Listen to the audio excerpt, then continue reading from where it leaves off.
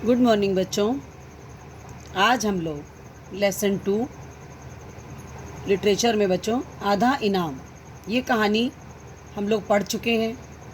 इसके बारे में हमने आपको पहले भी बताया है। आज हम लोग इस लेसन का थोड़ा सा भाग संक्षिप्त रूप में आप बताएंगे और जो शेष हमारी एक्सरसाइज बची है आज हम उसे करेंगे। ठीक है बच्चों, देखिए आपको हमने बताया था बच्चों इस कहानी का सबसे मेन मुद्दा, सबसे मेन बात क्या है, इस लेसन में बताया क्या गया है। इस कहानी के माध्यम से आपको ये बताया गया बच्चों कि भ्रष्टाचार, आपको मैंने बताया था ना कि किसी भी चीज़ की एक होती है कि कोई काम, कोई गलत चीज़ें कैसे पैदा होती हैं, तो गलत कैसे होता है उसके लिए कुछ चीज़ें ऐसी हैं जो लोग एक दूसरे के साथ करते हैं, अर्थात जैसे रिश्वत। ये एक ऐसा मुद्दा है बच्चों जो बहुत बड़े भ्रष्टाचार को जन्म देता है, जिसकी वजह से आज हर जगह शोषण, भ्रष्टाचार फैला हुआ है। कहीं भी कोई ईमानदारी से काम करना नहीं चाहता। हर जगह कोई ना कोई किसी न किसी की सिफारिश देता है और अपना काम कराने के लिए जल्दी से जल्दी उसको कुछ भी गलत सही करना पड़े वो करता है। तो उसी तरह से आपको इस पाठ में, इस कहानी के माध्यम से लेखक ने बताया बच्चों कि भ्रष्टाचार की असली जड़ रिश्वत लेना और देना है। यदि हम अपना काम ईमानदारी से करते हैं और करवाते हैं तो हमें रिश्वत की आवश्यकता नहीं पड़ती, लेकिन लोग जल्दी से अपने कार्य को कराने के लिए और जल्दी से धनी बनने के लिए रिश्वत का सहारा लेते हैं। तो बच्चों आपके इस लेसन में एक राजा की कहानी है। वो राजा जो था बच्चों, नगर में एक राजा रहता था, है ना। वो उसको किस चीज़ का शौक़ था बच्चों? भोज देने का। भोज मैंने आपको बताया था बच्चों, भोज का मतलब होता है दावत। उसको शौक़ था, मतलब उसको इस चीज़ का बहुत, वो इस चीज़ के लिए मतलब उत्सुक रहता था कि लोगों को खाना खिलाने पिलाने में वो बहुत वाहवाही में। तो वह समय समय पर क्या करता था बच्चों? अपने महल में भोज का आयोजन करता था, दावत का आयोजन करता था।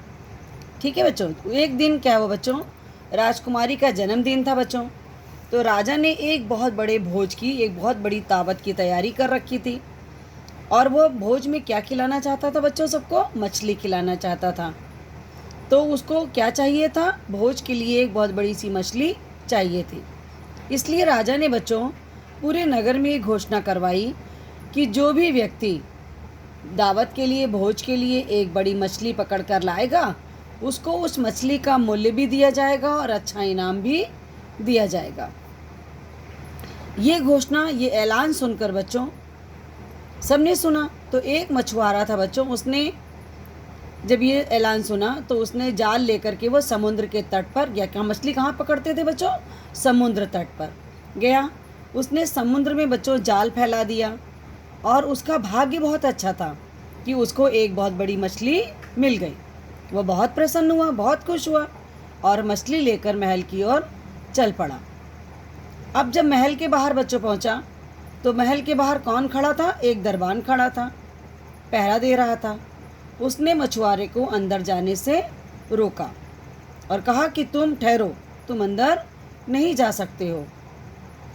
अब दरबान के कहने की बात तो उसको माननी थी ना बच्चों, क्योंकि दरबान, अगर दरवाजे पे कोई पहरेदार खड़ा है और वो आपको आज्ञा नहीं देगा कि आप अंदर जाओ, तो आप अंदर कैसे जाओगे? तो मछुआरा को आश्चर्य भी हुआ। तो उसने दरबान से बच्चों पूछा कि बताइए मैं कैसे अंदर जा सकता हूँ? तो दरबान ने कहा बच्चों कि तुम्हें एक शर्त है, अगर वो शर्त तुम मानोगे तभी तुम अंदर जा सकते हो। ठीक है बच्चों। तो आज हम लोग यहाँ तक पहुँचे कि मछुआरे और दरबान के बीच में क्या शर्त लगी। ठीक है बच्चों, इसके आगे की कहानी हम लोग कल पढ़ेंगे।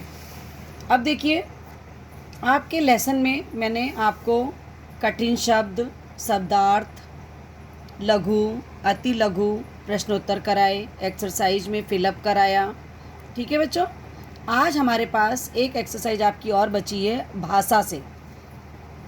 एक्सरसाइज नंबर गा। ये देखिए, दिए गए शब्दों के विलोम शब्द लिखिए। इधर बच्चों हमने शब्द लिखे हैं ब्लैक से और इधर ब्लू से उनके विलोम शब्द हैं। विलोम का मतलब होता है बच्चों अपोजिट, ठीक है, विपरीत शब्द, शब्द का उल्टा। ठीक है बच्चों, अब देखिए सबसे पहला शब्द है राजा। राजा का विलोम हुआ बच्चों रंक। राजा मैंने तो अमीर होता ही ये जानते हैं, और रंक मैंने होता है बच्चों गरीब।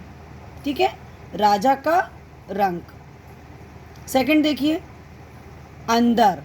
अंदर का बाहर। कोई चीज़ बेचा अंदर होती है तो उसके लिए अपोजिट उसका वर्ड क्या है? बाहर।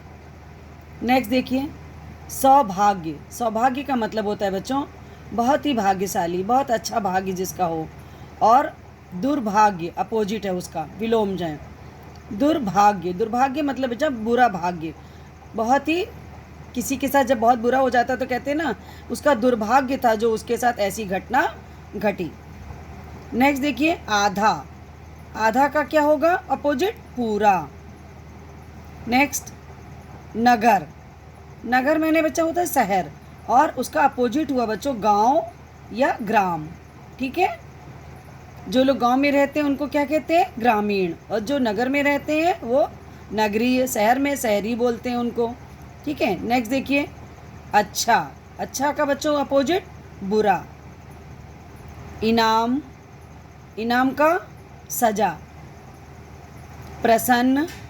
प्रसन्न का बच्चों दुखी। कोई बहुत खुश होता है और उसका अपोजिट होता है दुखी होना। ठीक। मूर्ख। मूर्ख का बच्चों चतुर। एक बार फिर से रिपीट कर रहे हैं बच्चों। राजा का रंक, अंदर का बाहर, सौभाग्य का दुर्भाग्य, आधा का पूरा, नगर का गांव, अच्छा का बुरा, इनाम का सजा, प्रसन्न का दुखी, मूर्ख का चतुर। ये तो हो गया बच्चों आपकी आज की एक्सरसाइज, जो आप अपनी कॉपी पर इसी तरह से करोगे। और आप होमवर्क में बच्चों अपने लिटरेचर लेसन 2 से क्वेश्चन आंसर याद करोगे। ठीक है बच्चों, अब देखिए नेक्स्ट संस्कृत।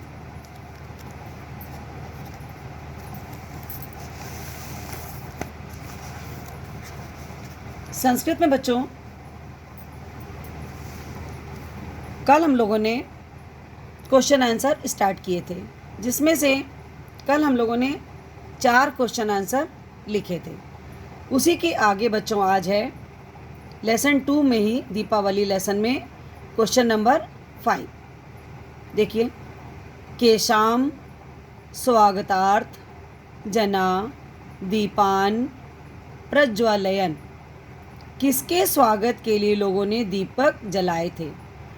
तो आप देखिए अपने लेसन में मैंने आपको बताया था ना बच्चों कि जब रामचंद्र जी रावण का वध करके लंका में और अयोध्या वापस आए थे, तब उस समय लोगों ने उनके स्वागत में दीपक जलाए थे।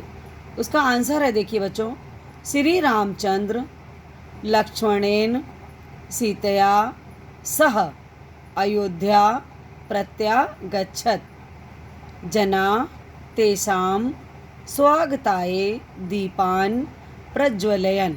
ठीक है बच्चों, श्री रामचंद्र जी लक्ष्मण अपने भाई के साथ और सीता के साथ अयोध्या वापस आए थे, तभी लोगों ने उनके स्वागत में दीपक जलाए थे। अब क्वेश्चन नंबर 6 है बच्चों, अस्मिन अवसरे किम दोषा दृश्यते। इस अवसर में कौन सा दोष है बच्चों, ये आपको बताना था। अवसर है यहाँ पर, अवसर उसके लिए बच्चों उत्सव के लिए, उस त्यौहार के लिए। तो आंसर देखिए बच्चों, अस्मिन अवसरे दुत क्रीड़ा एका दोषा अपि दृश्यते। इस अवसर पे बच्चों एक दोष है। कौन सा? मैंने आपको बताया था, द्रुत क्रीड़ा मतलब जुए का खेल दिखाई देता है। ठीक है बच्चों, ये हो गए हमारे क्वेश्चन आंसर आज कंप्लीट।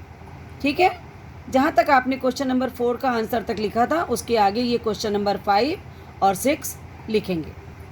अब बच्चों हम लोग आते हैं एक्सरसाइज अंगा पर। यहाँ पर भी देखिए आपका क्या है, विलोम शब्द है। विलोम का मैंने अभी बताया था, विपरीत अर्थ वाले, उल्टे अर्थ वाले।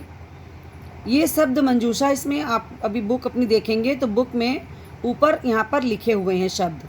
उन शब्दों को सामने फिलअप बने हुए हैं, उनके सामने आपको लिखना है। तो जैसे मैंने इधर देखिए शब्द लिखे हैं और इधर विलोम लिखे हैं। तो इधर आपका शब्द है मलिनम। मलिनम का विलोम बचा हुआ निर्मलम। मलिनम का मतलब होता है कोई चीज़ मलिन होना, गंदी होना, और निर्मलम मैंने स्वच्छ होना, साफ होना। नेक्स्ट देखिए पूर्णिमायाम। पूर्णिमा का समय जो होता है बच्चों, चांदनी रात होती है ना, चंद्रमा बहुत पूरे अपने पूरे प्रकाश पे होता है। और अमावस्याम उसका अपोजिट है। अमावस्या के समय क्या होता है बच्चों, अंधेरी रात होती है। तो पूर्णिमायाम का अपोजिट हुआ अमावस्याम। ठीक है, अमावस्या के दिन ही दीपावली होती है ना बच्चों। अब नेक्स्ट देखिए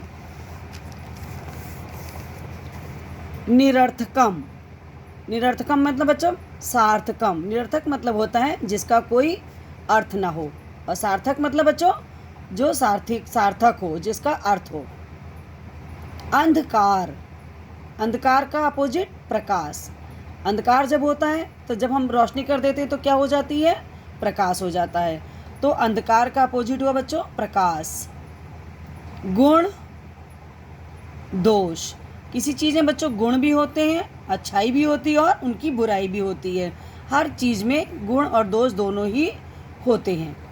आरंभम समाप्तम। जब हम किसी चीज़ का बच्चों आरंभ करेंगे तो उसका समाप्त भी होगा, है ना। तो आरंभम समाप्तम ये हो गए आपके बच्चों विलोम शब्द।